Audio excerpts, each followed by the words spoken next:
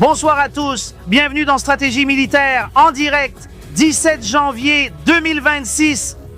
L'ayatollah menace Donald Trump qui réplique « Il est temps de changer de régime en Iran ». La guerre approche et nous vous la raconterons en direct dans Stratégie militaire. Famille, vos likes, vos commentaires. Aujourd'hui encore l'Iran. Aujourd'hui nous commençons.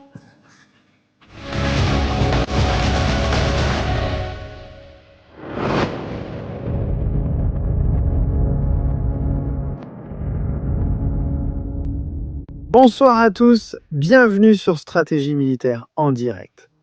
L'histoire se répète, l'histoire se reproduit, l'histoire est de nouveau dans la maison d'Israël, dans la maison d'Iran, dans la maison des États-Unis. La guerre, telle que nous la connaissons ou l'avions connue, va réapparaître dans les cieux de Téhéran.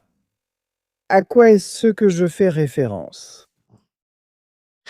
Dans les prochains jours, semaines au maximum, nous allons voir comment les États-Unis d'Amérique vont de nouveau changer le cours d'un pays. Ils l'ont fait avec le Venezuela, ils vont maintenant le faire avec l'Iran. L'ayatollah a été très occupé aujourd'hui, il est apparu en public. Il l'a fait hier, vendredi, en prononçant le jutba, le jour des musulmans. Il a commencé à raconter une série de choses inquiétantes. Il a accusé Donald Trump de la mort de milliers d'innocents. Il a commencé à dire au monde entier que Donald Trump allait payer, qu'il allait payer le prix d'avoir défié le régime de la dictature des ayatollahs. Mais attention, car aujourd'hui nous amenons des personnages sinistres dans cette histoire que vous ne pouvez pas manquer et qui vont vous étonner. Avec ce qui se passe en ce moment et ce qui arrive, ce qui se passe dans les rues est incroyable. Les hôpitaux pleins de sacs mortuaires. Et ça ne s'arrête pas, ça ne s'arrête pas. Alors, famille, bienvenue sur Stratégie militaire. Nous sommes en direct en ce moment, merci beaucoup pour le soutien que vous apportez à la chaîne chaque jour, chaque minute. Voyons ce qu'a dit l'ayatollah, ce qu'il a commenté et ce qu'a déclaré le sénateur Cotton, c'est aussi important.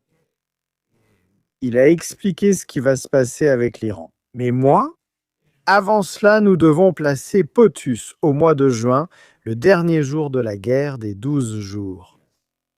Ce matin-là, Donald Trump a dit à Israël « Vous avez une fenêtre de 12 heures pour attaquer. Les cibles restantes que vous devez frapper après ces 12 heures, c'est terminé quand les 12 heures d'y sont écoulées. » L'Iran lance une dernière attaque avec des missiles balistiques, tue et assassine des Israéliens et des êtres humains. Israël déploie toute sa force aérienne en direction de Téhéran pour en finir avec l'ayatollah. Et Donald Trump a dit ceci. Parce que l'Iran a violé l'accord de paix et l'accord de lutte contre eux. Penses-tu que l'Iran est toujours engagé pour la paix? Oui, ils ont violé, mais Israël aussi. Oui, je pense que l'Iran a violé l'accord de lutte, mais Israël... Tu demandes aussi si Israël est engagé au moment de l'accord. Ils disent Israël, dès que nous avons conclu l'accord. Ils sont sortis et ont lancé de nombreuses bombes inconnues. Ils ont largué des bombes comme jamais vues auparavant. The biggest load that we've seen. Le plus impressionnant reste le dernier bombardement de 12 heures durant la guerre des 12 jours. Je ne suis pas content d'Israël. Il dit ne pas être content d'Israël. Quand je dis OK, t'as 12 heures. Il dit quand je lui réponds d'accord, vous avez 12 heures. You don't go out in the first hour and just Il dit que tu ne sors pas dans la première heure drop everything you have on it. et tu jettes tout ce que tu as. Il dit je ne suis pas content d'eux, je ne suis pas non plus content de l'Iran. But I'm really unhappy if Israel's going out to... Mais je suis très pas satisfait. Je ne suis pas content qu'Israël soit parti ce matin. There's a one rocket that Parce qu'une roquette... qui Non, il n'est pas tombé. Il a été tiré par erreur. peut-être par erreur, il n'est pas tombé. Je ne suis pas content de ça. Il dit ne pas être content. Ce n'est vraiment pas ainsi que Donald Trump explique cette dernière partie. Ce matin-là, Le dernier matin des 12 jours où nous étions aussi ici, sur cette même chaîne, à regarder ce qui se passait ce même matin. Ce qui se passait là-bas, c'est que l'Iran voulait garder la dernière carte et dire qu'ils avaient gagné la guerre. En dehors de la période des 12 heures, ils ont lancé une attaque de missiles balistiques. Si ce matin-là, Donald Trump n'avait pas écrit sur Twitter et sur ses réseaux sociaux « Israël, rappelle immédiatement tes pilotes. La guerre s'est achevée aujourd'hui, peut-être ne serions-nous pas ici maintenant. » Un Iran qui a massacré des milliers de personnes, qui continue de financer le terrorisme, qui continue de construire son arme nucléaire et qui possède toujours des missiles balistiques. Il faut être clair et direct, et quand il faut critiquer, qu'ont-ils dit? Décision erronée dont Donald Trump doit déjà réaliser l'erreur, car il n'était pas logique d'arrêter. Israël faisait alors un excellent travail. Image d'Ispahan. Elle a été complètement détruite par le travail d'Israël et aussi des États-Unis d'Amérique. Des missiles de croisière ont été lancés contre cet endroit qui construisait une arme nucléaire. Des rampes de lancement de missiles ont également été détruites. Ces rampes ont aussi été attaquées avant qu'elles ne causent des dommages irréparables à des vies innocentes, à des êtres humains. La situation que nous avons en ce moment est la suivante. Je ne vais pas vous mentir. Tout semble indiquer qu'il va y avoir une attaque contre l'Iran dans les prochaines heures. Des mouvements vers Diego Garcia.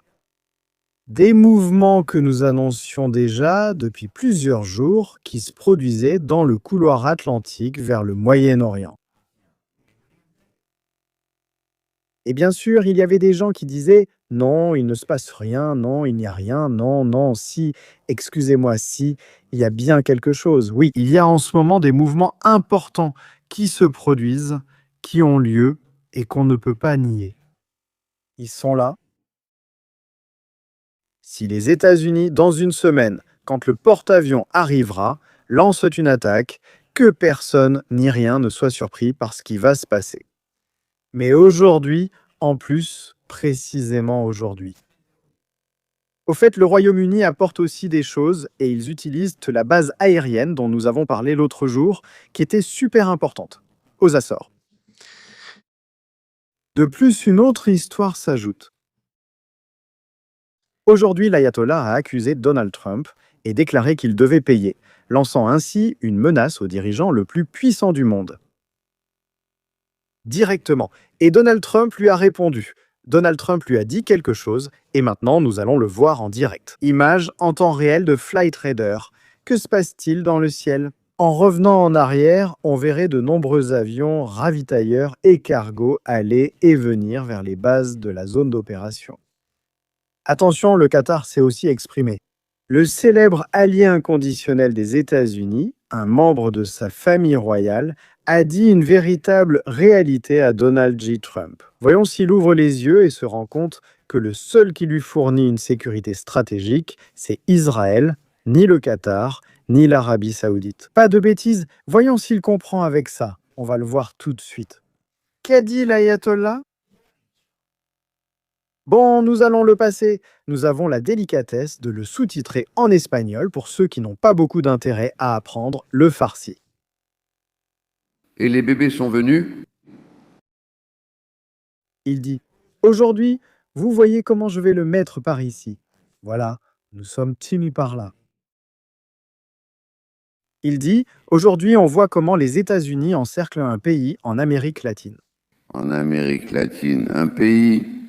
Ils entreprennent certaines actions et ils n'ont même pas honte. Les bébés sont venus et ont lancé des bombes inconnues. Ils disent ouvertement que c'est pour le pétrole, nous le faisons pour le pétrole. Pour le pétrole, nous faisons cela pour le pétrole. Nous savons déjà qu'en farsi, naf signifie pétrole. On apprend des choses. Il disait cela, mais en plus, après il s'est emballé. Bien sûr, ça, ils ne l'ont pas traduit au début. Ce n'est pas un pétrole, c'est un pétrole. Là, l'ayatollah s'emballe et dit ce que vous allez voir. Je vais vous lire car c'était apothéotique. Dans quelques minutes. Déclaration importante lors de la rencontre avec des milliers de personnes, c'est ce que nous étions en train de voir, dit-il. Ainsi, consideramos culpable au président des États-Unis pour les pertes, dommages et calomnies infligées à la nation iranienne. Je répète et faites attention avec cela. Nous le considérons coupable au président des États-Unis pour les pertes, dommages et calomnies infligées à la nation iranienne. Voulez-vous donc dire que la peine pour cette culpabilité des États-Unis est la mort ? La récente sédition était une sédition des États-Unis. Les États-Unis l'ont planifiée et exécutée. L'objectif des États-Unis est de dévorer l'Iran. L'ayatollah dit-il que les États-Unis veulent s'en prendre à l'Iran ? Depuis le début de la révolution islamique jusqu'à aujourd'hui, la domination des États-Unis sur l'Iran a disparu. Ils pensent à remettre l'Iran sous leur domination militaire, politique et économique. Dans le passé, il n'y avait pas de sédition en Iran, dans lesquelles intervenaient généralement des médias et des politiciens de second rang des États-Unis ou de pays européens. Y a-t-il participé ? Ce qui a été particulier dans cette sédition, c'est que le président des États-Unis lui-même y est intervenu et a encouragé les agitateurs. Encore une fois, Khamenei vise Donald Trump. Le président des États-Unis a envoyé un message aux séditieux. Nous vous soutenons militairement, c'est-à-dire que le président des États-Unis lui-même s'est impliqué dans la sédition. Ce sont des crimes. Le président des États-Unis a évoqué ce groupe ayant détruit des biens, incendié et tué en Iran. Comme le peuple d'Iran, c'est-à-dire. Il a lancé une grande calomnie contre le peuple iranien. Nous considérons le président des États-Unis coupable de cette accusation, Ali Khamenei. Pas seulement cela, parce qu'il le dit ainsi. Ainsi, nous tenons le président des États-Unis responsable des pertes, dégâts et calomnies. La sédition récente venait des États-Unis. Vont-ils en payer le prix, que nul ne doute que Donald Trump va payer ? Si nous réprimons la sédition, oui, nous réprimerons la sédition. Mais cela ne suffit pas, les États-Unis doivent rendre des comptes. Nous n'avons pas l'intention de mener le pays à la guerre, mais nous ne laisserons pas non plus les criminels internes en liberté. Pires encore que les criminels internes sont les criminels internationaux, et eux non plus ne resteront pas impunis.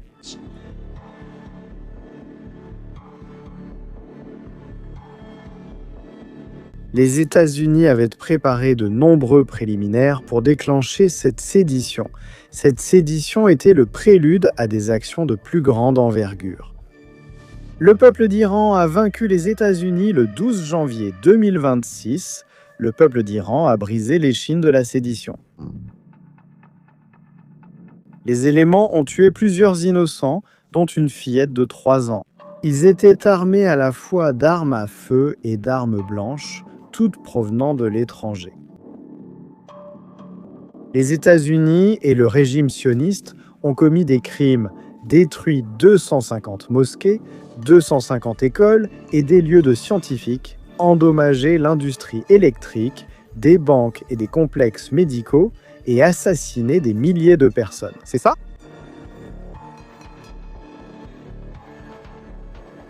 Qu'est-ce qui va se passer là-bas ?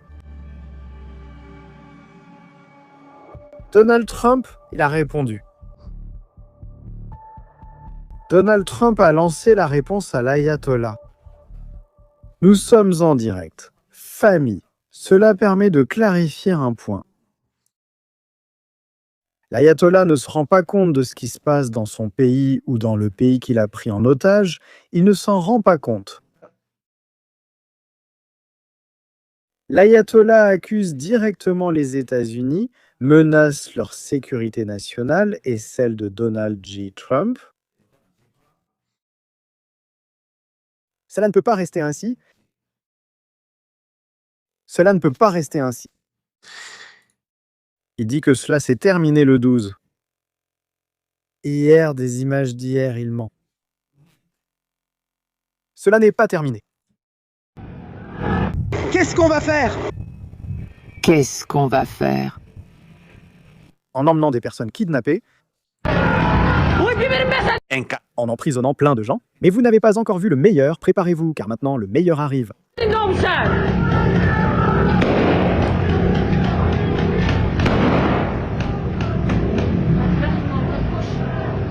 C'est comme le Venezuela avec les collectivos, il n'y a aucune différence entre le Venezuela et ça, aucune. C'est le même modus operandi, c'est la même façon d'anéantir le peuple. Je vais mourir, je vais mourir. Je vais... Ce qu'ils appellent aussi moi personnellement. Ce qui attire aussi mon attention, ce sont toutes ces défenseuses des droits de l'homme, des droits des femmes. Féminisme, agenda 2030. Où sont tous ces gens? Où sont les manifestations à Madrid pour libérer l'Iran de la dictature? Où sont-ils? Sont-ils quelque part? Il n'y a pas de tour cycliste en ce moment. Aucun événement sportif où l'on brandit un drapeau iranien en disant « Liberté pour l'Iran ». Il n'y a aucun conseil des ministres pour interdire tout contact commercial avec l'Iran. Y a-t-il une quelconque restriction concernant les pétroliers fantômes qui traversent le détroit de Gibraltar et ne sont pas arrêtés, par l'Espagne par exemple? Il n'y a rien de tout cela. Rien n'est fait, non, rien n'est fait, parce que la vie des Iraniens n'a aucune importance.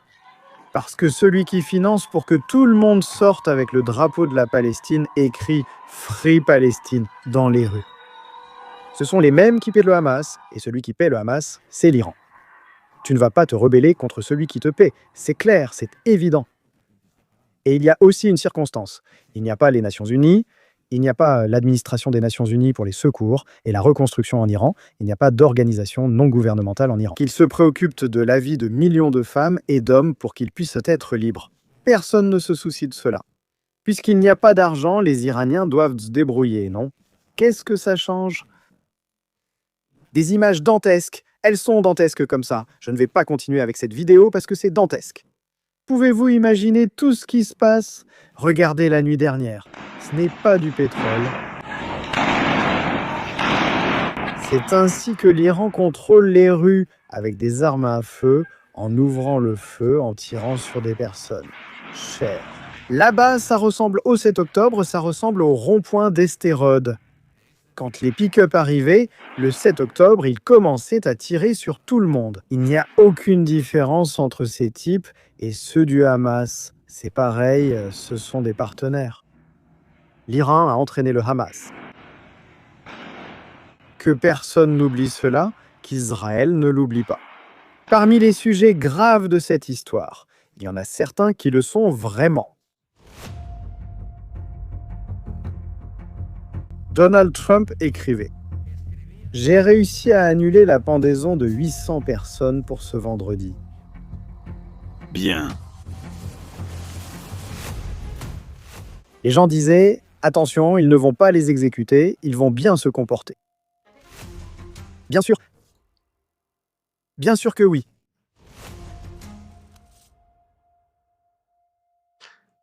Attention au personnage qui va apparaître à l'image. S'il vous plaît, que personne ne prenne peur, éloignez les enfants, car ils donnent des cauchemars. Cet être de lumière sombre, pas seulement parce qu'il est habillé en noir, il est censé être le chef de la justice iranienne, ce n'est pas ça. Attention, ce type dit donc la chose suivante. Les exécutions vont toutes avoir lieu, chacune d'entre elles.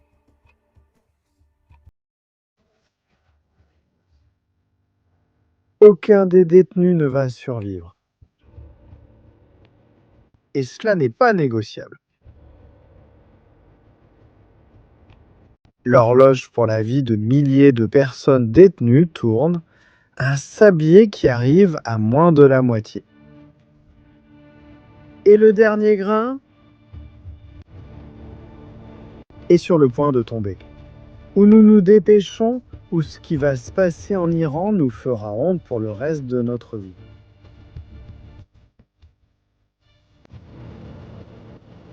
Ces types sinistres qui veulent dominer le monde, qui veulent asservir les femmes. Ils annoncent qu'ils vont tous les exécuter. Cela. Le procureur général est questionné. Que ferez-vous avec les détenus? Les exécuter? Non.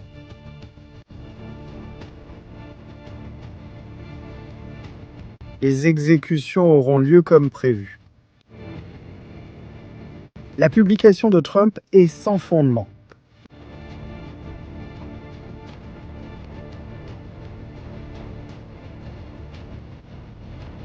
Prepara. Attention, ça va secouer. Ça va secouer.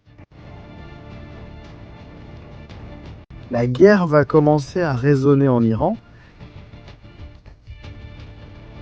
Mais en plus, il y a celui-ci qui arrive par ici.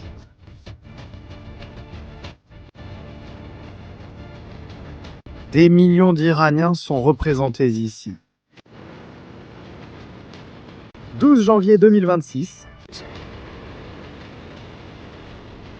Vakil Kalibas, porte-parole. Et je vais dire, le président de l'Amérique est arrogant et vit dans un autre monde illusoire.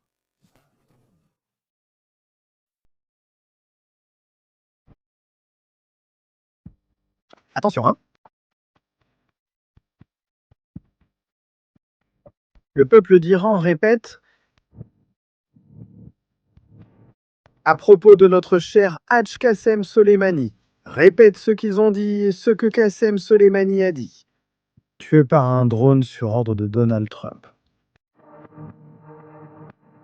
Ils l'ont découpé en morceaux. Oh Trump, tu es un joueur. Nous sommes tes rivaux. Ce n'est pas...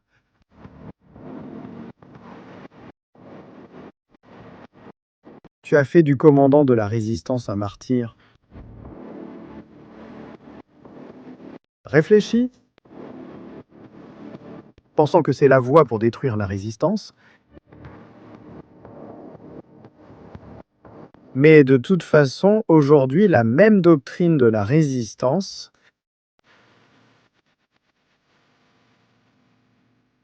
est devenue un mouvement mondial qui a rendu l'ennemi d'Israël misérable. Ils ne changeront pas. Ils nous ont pris en photo, vous devriez les voir, c'est incroyable. Si hier nous étions stupéfaits par cette photo style Viper, d'accord, photo style Viper en famille, nous sommes en direct en ce moment. 9h28 en Espagne. L'obscurité sur l'Iran. Photo Viper. Mon Dieu. Viper, les blessés du régime. Mon Dieu. C'est incroyable, hein? C'est incroyable ce qui se passe, ce qui est en train de se passer en ce moment. Qu'a dit Coton? Bon, attention, il y a eu un attentat. Voyons Breaking, il y a eu un attentat, et Trump a répondu à cela. Nous allons maintenant lire la réponse de Trump. Dernière nouvelle. Ce n'est pas une nouveauté, la famille? Attention à cette histoire.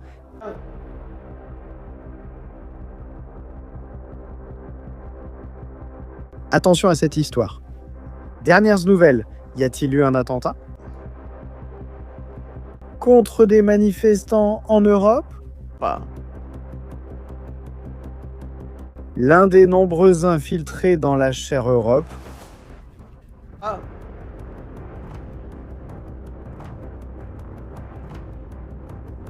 Où il s'est mis à faire ce qu'on lui a ordonné.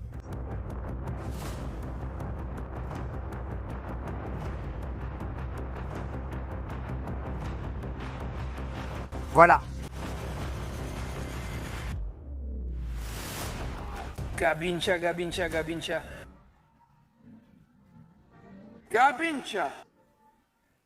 En Allemagne, une manifestation contre l'ayatollah a eu lieu. Un individu est venu avec un couteau pour régler les problèmes. Ce n'est pas ça.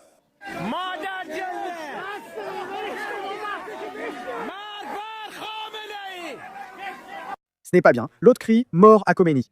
C'est du pétrole, ce n'est pas du pétrole.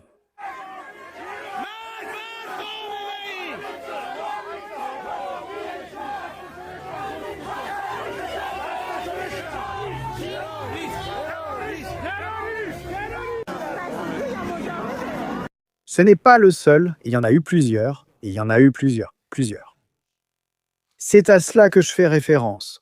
En Europe, il y a un problème. On a laissé entrer n'importe qui sans aucun contrôle, sans aucune sécurité. Et maintenant, les rues, ces gens peuvent surgir à tout moment. Inutile qu'ils soient 50, 60 ou 100. Il suffit de 2 terroristes déterminés à faire le mal pour créer un véritable chaos dans des villes comme Berlin, Paris, Madrid, Barcelone. Non. Si les gens ne veulent pas le voir, ils ne veulent pas se rendre compte de ce qui se passe dans ce monde. Vont-ils avoir un problème si, demain, l'une des victimes est l'un d'eux ou quelqu'un de leur famille, parce qu'ils n'ont pas voulu s'en rendre compte à temps? Plus on tarde à renverser le régime de l'ayatollah, plus ça ira mal pour nous. En général, ce n'est ni une prédiction, ni une prophétie, mais un fait selon les agences de sécurité internationale. Le financement iranien du terrorisme mondial est la plus grande menace pour l'humanité. Eh bien, je pense que nous avons un problème. Je pense que nous avons un problème sérieux. Mais vraiment très sérieux. S'ils attaquent l'Iran, ils lanceront des missiles et sortiront aussi avec des couteaux dans les rues. Qu'est-ce qui va se passer avec l'Europe? Qu'est-ce qui va se passer avec le monde? Un réseau de cellules dormantes à travers toute l'Europe et toute la planète, attendant l'appel. De l'hydre pour semer le chaos parmi la population. Certains manifestent et chantent pour la liberté. D'autres arrivent armés, faisant taire les voix. Voilà leur démocratie. Incroyable, incroyable. Famille, alors, qu'a dit Cotton, le sénateur Cotton? Parce que je pense que c'est là que se trouve la clé. Nous sommes toujours en direct. Famille, s'il vous plaît, abonnez-vous à la chaîne. Si vous n'êtes pas encore abonné, je vous recommande d'activer la petite cloche pour être averti quand nous commençons le direct. Je vous préviens, désormais pour les directs, il n'y aura plus de préavis d'une demi-heure, 20 minutes ou 1 heure. On attendra juste 15 à 20 minutes que tout le monde arrive. Désormais, ce seront des directs breaking news. On commence aussitôt, la nouvelle tombe, bombardement, attaque, sans attente. Abonnez-vous pour recevoir la notification, sinon vous la manquerez. Qu'a dit le sénateur Cotton? Qu'a-t-il? On va l'écouter, par ici? Nous sommes à 411 000 abonnés. On se dirige déjà vers les 12 000 en route vers le demi-million. Famille, on a commencé en 2023 avec 5 personnes en direct et regardez jusqu'où on est arrivé. Merci beaucoup. Vraiment, j'essaie de faire de mon mieux avec les moyens qu'on a. Vous savez déjà qu'ils sont limités. Mais ce qu'a dit Cotton, je pense que c'est bien de le voir, le sénateur.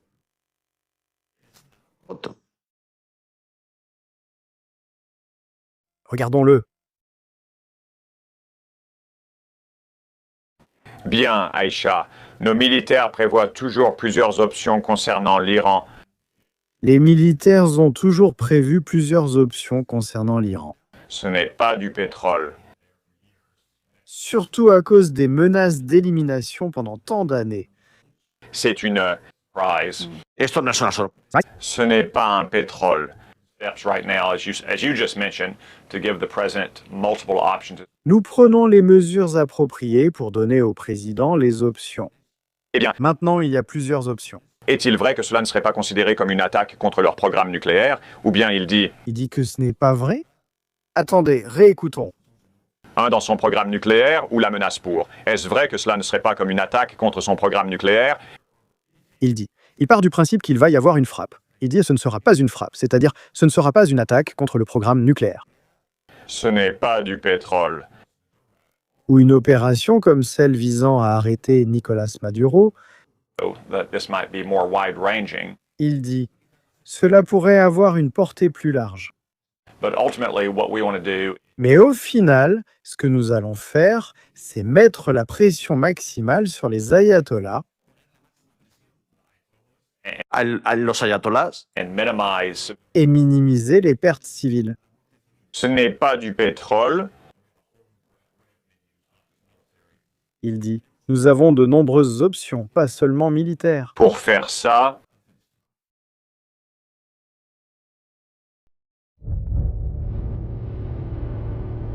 Attention avec le cocktail. Il me semble que quand Cotton parle, le prix des choses augmente. Notre armée envisage toujours de multiples options concernant l'Iran. Étant donné les menaces qui en émanent depuis des années, cela ne nous surprend pas. Nous prenons actuellement des mesures prudentes, comme vous l'avez mentionné, pour offrir plusieurs options au président. Alors, est-il vrai que cela ne serait pas une attaque contre leur programme nucléaire ou une opération pour arrêter Nicolás Maduro? Cela pourrait également avoir une portée plus large, ce n'est pas possible, mon Dieu.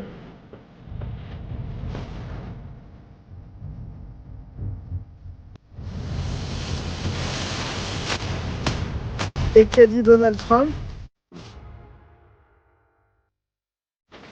Dernière nouvelle, que vient de dire Donald Trump? Attention la famille, vous allez être secoués, ce n'est pas du pétrole. Donald Trump, dans une phrase percutante, a dit que Trump a demandé un nouveau leadership pour l'Iran. Il est temps d'un nouveau leadership pour l'Iran.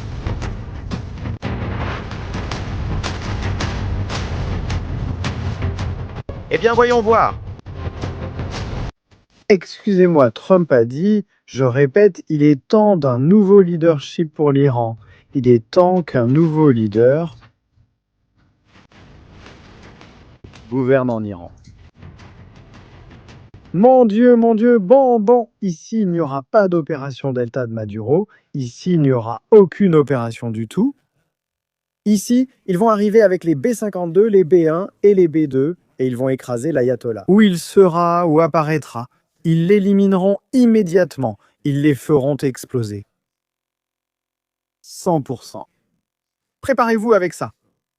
Ce n'est pas une blague, Trump ne plaisante pas. Ça va arriver. Eh bien, et comment cela se passerait-il? Comment une opération de ce genre pourrait-elle avoir lieu? Quelque chose de plus large, a-t-il dit. Cotton a ajouté, il y a bien plus d'actualités à examiner calmement après la bombe de Donald Trump. Ce n'est pas du pétrole, c'est un pétrole. Ont-ils contacté d'autres sénateurs? Au fait, dernière minute. Eh bien, la soirée commence à s'animer. Ce n'est pas du pétrole. 21h39, 17 janvier 2026. Ce n'est pas du pétrole.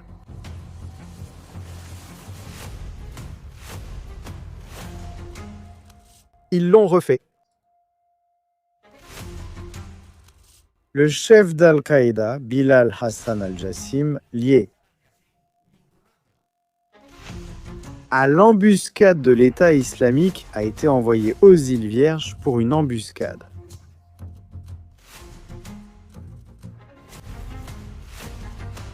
Avec le créateur, ils ont éliminé le chef d'Al-Qaïda, Bilal Hassan al-Hassin, en Syrie. Au fait, en parlant de la Syrie, au fait, arrêtons la musique. Al-Yolani va trop loin avec les Kurdes. Al-Yolani va vraiment trop loin avec les Kurdes. Et Zedkon a déjà dit à Al-Yolani d'arrêter immédiatement de massacrer les Kurdes. Il y a quelque chose que je ne comprends pas avec Al-Yolani. Sérieusement, est-ce qu'une fois par mois, on doit le voir massacrer des gens? Une fois par mois, il sort la horde pour la nourrir. C'est comme quelqu'un avec des chiens enragés qui dit « il faut les sortir pour qu'ils se calment ». Un mois, il les lance contre les Druzes, un autre mois, il les lance contre les chrétiens et les Alaouites dans le nord. Ensuite, il va contre les Kurdes, puis contre les Juifs.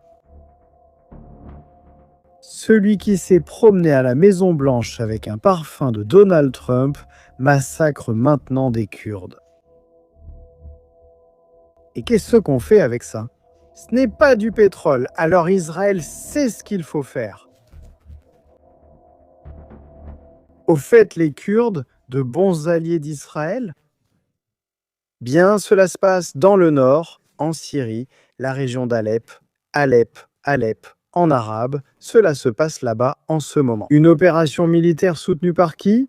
Par la Turquie, qui d'ailleurs, Donald Trump, sans consulter Israël. Et ils ont déjà appelé Marco Rubio. Nouvelle question urgente, souhaite-t-il intégrer la Turquie à la gestion politique de Gaza lors de la seconde phase? Prépare-toi! Israël a refusé, estimant qu'il ne manquait plus que les frères musulmans dirigent Gaza. Oublie ça? Ça, Israël trouve ça inacceptable. Ils ont déjà appelé Marco Rubio et lui ont dit « Hé Marco, qu'est-ce qui se passe ici ?» Quels sont ses commentaires et histoires? Que se passe-t-il?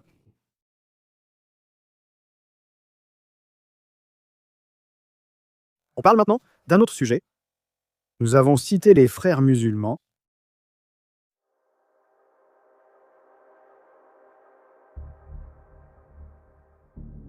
Le Qatar. Halluciné sur le Qatar.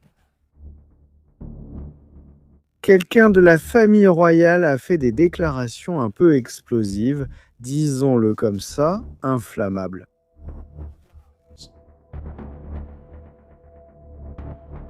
Les États-Unis ne sont qu'un simple locataire d'une base militaire au Qatar. Alors ne faites pas comme s'ils nous rendaient un service. Parce que tout le monde sait que la présence de cette base vous profite bien plus qu'à nous. Si le Qatar décide de démanteler la base, ce n'est pas une base américaine sur son territoire. Pour nous, cela ne nous nuira pas beaucoup, mais pour vous, ce serait comme vous couper une main au Moyen-Orient. Dit un membre de la famille royale du Qatar, à propos de la base d'Al-Judeid, eh bien, membres de la famille royale, ils en ont 3000 car ils ont 7 femmes et 20 000 enfants avec chacune. Ce qui est vrai, c'est quelque chose. Les États-Unis se rendent compte que ce type de base, à long terme, ne fonctionne pas bien. Regardez bien, cette nouvelle pourrait aussi être liée. Les États-Unis ont évacué une base en Irak et ont cédé le contrôle du commandement aux forces de l'armée irakienne. Et en fait, dans ce qui va arriver,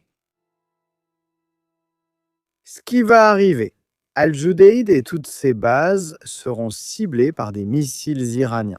Elles n'ont aucun sens. Ce sont des bases qui servent à projeter la force en Asie, pas au Moyen-Orient.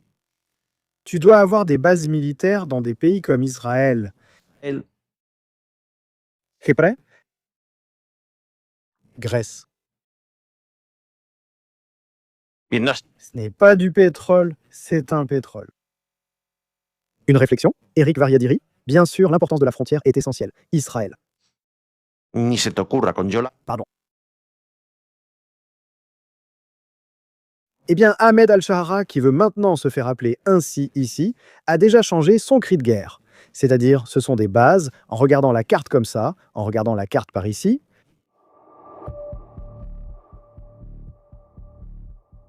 Ces bases sont bien trop proches de l'Iran.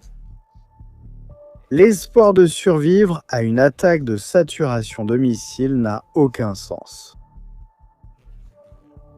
C'est pour cela que l'autre jour, c'est-à-dire récemment, ils ont évacué la base d'Al-Judeid. Est-ce pertinent de garder cette base actuellement? Écoute, la base est utile en temps de paix. Car dès ici, un ravitailleur peut décoller et patrouiller l'Irak. D'accord, on peut accepter.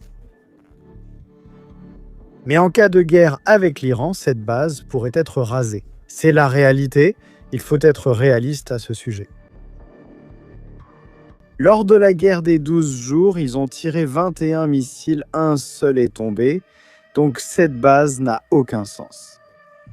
Déployer des systèmes Patriot pour la défendre, c'est une dépense et une perte.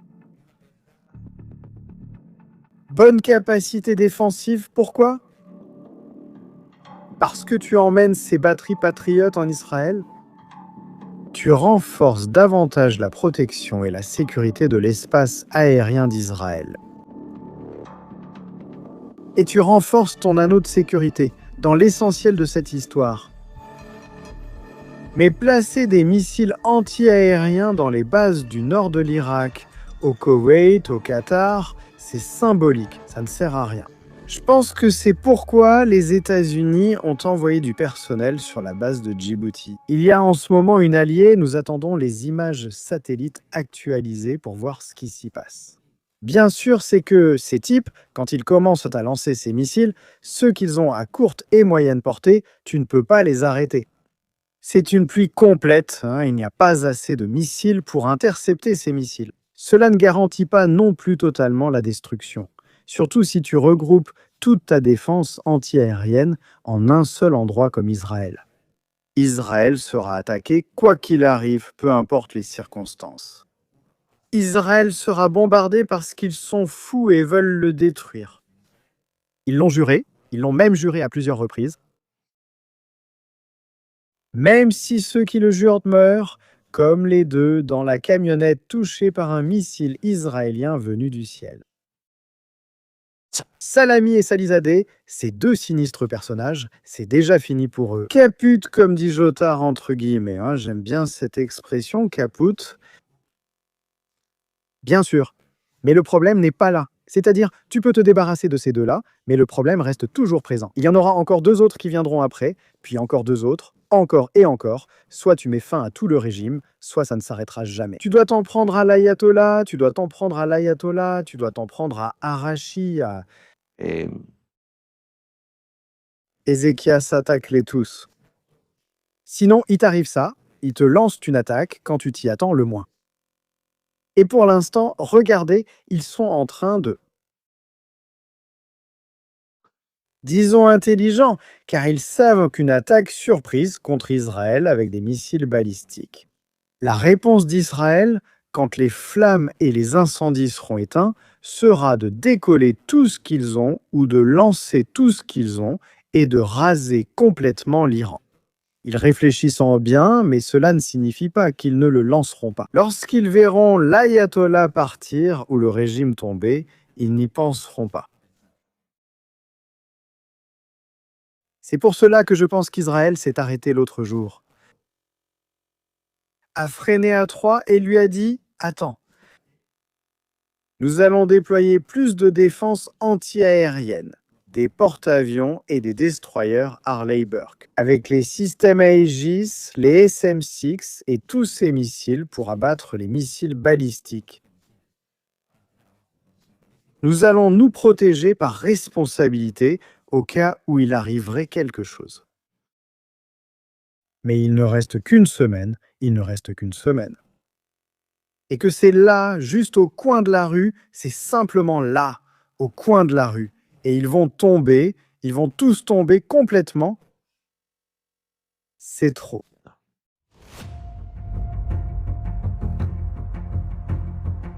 Mais alors, quelle opération les États-Unis mèneraient-ils?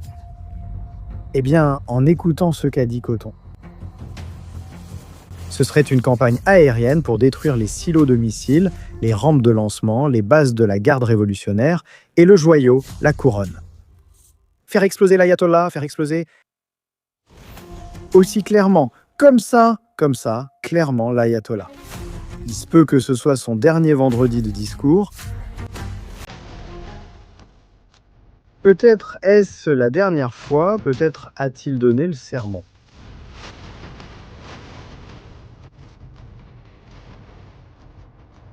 Ça va être un spectacle, hein? Préparez-vous, la couverture de ça sera un vrai spectacle. Merci à tous d'avoir été en direct avec nous, la famille. À bientôt. Dans un moment, nous allons aborder un autre de nos sujets habituels préférés. Maduro Petrosimbao Canel Maduro, la collection de la famille Adams, de nouveau en action. Ne le ratez pas sur Stratégie Militaire. Abonnez-vous, laissez un like et un commentaire. À bientôt. C'est du pétrole, ce n'est pas un pétrole.